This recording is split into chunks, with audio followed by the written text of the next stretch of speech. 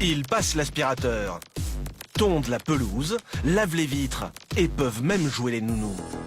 Toujours plus doués, les robots sont définitivement entrés dans nos vies. Ils sont conçus pour venir donner un bon coup de main aux humains, sur les chantiers, mais aussi dans les usines, où des millions de bras articulés produisent à toute vitesse et commencent à inquiéter les ouvriers toujours en poste. Moi, ça me fait peur. Ça va encore faire un peu plus de chômage, mais c'est partout comme ça. Plus inquiétant, des robots intelligents sont maintenant capables de prendre des décisions à votre place. Alors vont-ils nous aider à mieux vivre ou nous remplacer? Sont-ils devenus le meilleur ami de l'homme ou un ennemi à redouter? En Haute-Savoie, c'est une adresse bien connue des industriels du monde entier. Celle de Stobli, Bonjour. un des leaders mondiaux de la robotique. Car cet homme peut leur rendre de précieux services.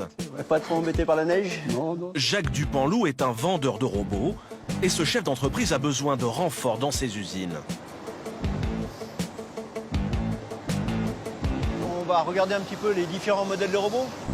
Jacques Dupanloup en a pour tous les goûts et compte bien en mettre plein la vue à son client avec ses engins les plus perfectionnés. On manipule une petite pièce mécanique. On va mettre les pièces en boîte, faire du rangement notamment. Ranger 24 heures sur 24 ou encore déplacer de petites charges sans jamais mettre en danger les humains qui l'entourent. Typiquement, si je m'approche, il s'arrête. Voilà. Si je me recule, il va repartir. Stobli conçoit et fabrique plus de 80 modèles de bras articulés qui, peu à peu, se sont discrètement invités dans notre quotidien. Demain, vous achetez une crème de visage, un parfum, les robots sont intervenus. Dans l'agroalimentaire, vous achetez certains produits en barquettes, tranchés ou découpés, les robots sont intervenus. Vous achetez un téléphone, les robots sont intervenus. Donc vous êtes cerné par les robots, mais vous ne le savez pas. Et c'est avec le TP80, l'un des robots les plus rapides au monde, que Jacques Dupanloup termine toujours ses visites. Donc c'est un robot qui est capable d'aller jusqu'à 200 coups minutes. Là, typiquement, on est sur des petits sachets pour de la soupe. Donc vous voyez sa vitesse d'exécution. Très rapide. Un humain, il met combien de coups minutes? Un humain va être allé sur des 30 coups minutes. Un robot 6 fois plus rapide qu'un être humain et qui ne se trompe jamais. Voilà ce qu'est venu chercher Reynald Beau.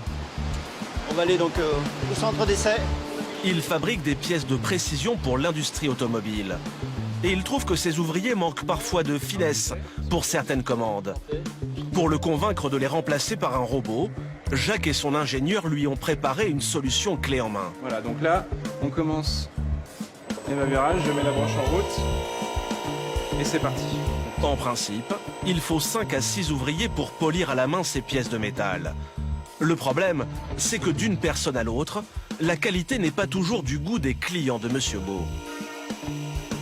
Ils savent le faire, mais pas d'une façon satisfaisante pour le client, dans la constance de la qualité qui est demandée par le client. Avec son robot, Jacques Dupanloup l'assure, ce ne serait plus un problème. Il ne ferait jamais d'erreur. Il est constant. Qui travaille en une équipe, 2 équipes, 3 équipes, il fera toujours le même mouvement dans la même constance pendant toute la durée de sa vie. Des gains de qualité, mais ce n'est pas tout. Car le robot a un autre avantage, très recherché par les clients. Le prix d'un robot aujourd'hui varie entre 12 et 70 000 euros, mais dans le cas présent, on sera plus proche d'une enveloppe de 30 000 euros, je pense. 30 000 euros pour un robot qui travaillera non-stop pendant au moins 10 ans. À ce prix-là, le calcul est vite fait pour Monsieur Beau. 5-6 personnes, Ouais. ça coûte combien pour votre entreprise? En gros, c'est 240 250 000 à l'année. Un robot, c'est donc 80 fois moins cher que de vrais salariés. Mais plus que des économies, c'est de la productivité que cherche Reynald Beau. S'il n'investissait pas dans ses robots, son usine finirait par le payer un jour ou l'autre. Si vous ne le faites pas, vous perdez le marché. Donc, vous l'avez pas, quoi. Donc si vous ne l'avez pas, puis que vous n'avez pas celui-là, à un moment donné, vous régressez. Donc c'est simple, c'est un créateur d'emplois. Cela peut paraître surprenant, mais les robots permettraient donc de sauver nos emplois, à un détail près. car face à l'arrivée des machines, une catégorie de travailleurs, elle, a du souci à se faire. Près du Mans, le compte à rebours semble avoir commencé pour la trentaine d'ouvriers de cette usine. Des hommes et surtout des femmes sans diplôme. Tous sont employés en intérim pour fabriquer à la chaîne des boîtes et des coffrets pour le compte de Pascal Barou, le patron de l'entreprise. Donc multicouleur, présente-toi avec les différentes couleurs. Pascal Barou ne s'en cache pas. Dès qu'il peut investir dans les robots, il le fait sans complexe. Il en a déjà 5 comme celui-là. Voilà une mise en situation de robot. Le robot va fermer la boîte tout seul. Ces robots lui permettent d'employer de moins en moins d'intérimaires non qualifiés. Comme sur cette ligne, entièrement automatique, de fabrication de boîtes de chocolat haut de gamme. Et les 3 personnes qui le faisaient avant, du coup, qu'est-ce que vous en avez fait? Alors, pour ce genre de choses, on emploie des intérimaires. Donc évidemment, on n'a pas renouvelé les contrats, ça c'est sûr.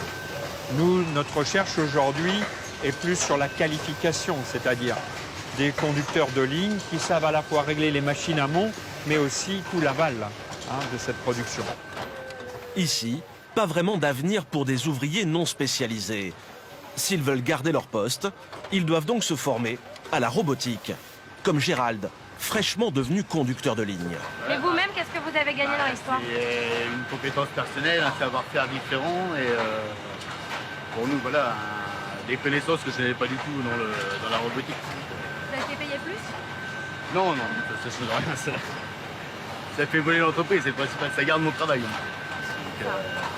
ça garde votre travail. ça garde mon travail. Acquérir de nouvelles compétences, ce serait donc la solution pour ne pas être remplacé par un robot. Mais c'était sans compter sur l'arrivée d'une nouvelle génération de machines, plus intelligentes que les précédentes.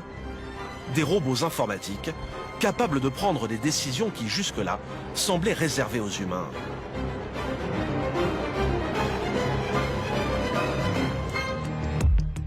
Aux États-Unis, une société a ainsi mis au point un robot recruteur. Il est capable de choisir le meilleur candidat pour un poste, sans intervention humaine. Son nom, HireVue. Le candidat répond face caméra à des questions posées par l'ordinateur. Ensuite, la machine analyse le moindre mouvement de son visage, les variations de sa voix et même le vocabulaire utilisé. Ensuite, la machine donne une note à chaque candidat. Mais peut-on faire confiance à un robot pour décider de notre avenir? Nous avons contacté Ilke Shellman, journaliste au Wall Street Journal. Elle est l'une des rares à avoir enquêté sur HireVue. HireVue m'a révélé quelques-uns de ses critères de sélection. Si vous regardez la caméra, l'ordinateur va vous donner un point, car vous semblez engagé. Si une question très difficile vous est posée et que vous regardez vers la gauche, c'est que vous avez un esprit créatif. J'ai vérifié cette information avec des comportementalistes et personne n'a confirmé cette analyse. Pourtant, des milliers d'entreprises font déjà appel à HireVue pour gérer leur recrutement et réaliser d'importantes économies. Des entreprises comme Delta Airlines ont expliqué qu'ils recevaient 300 000 candidatures chaque trimestre juste pour des emplois d'hôtesse de l'air. Donc si à la place de recevoir toutes ces personnes, vous faites des entretiens vidéo, vous obtenez un classement des meilleurs candidats. Vous n'avez qu'à passer un coup de fil aux 100 meilleurs sans même regarder leurs vidéos. Il est facile d'imaginer que vous économisez des heures et des heures de travail. Des robots de plus en plus nombreux à s'immiscer dans notre quotidien. Faut-il les craindre ou les aimer? La question n'est pas tranchée, mais une chose est sûre, ils ne sont pas près de disparaître de nos vies.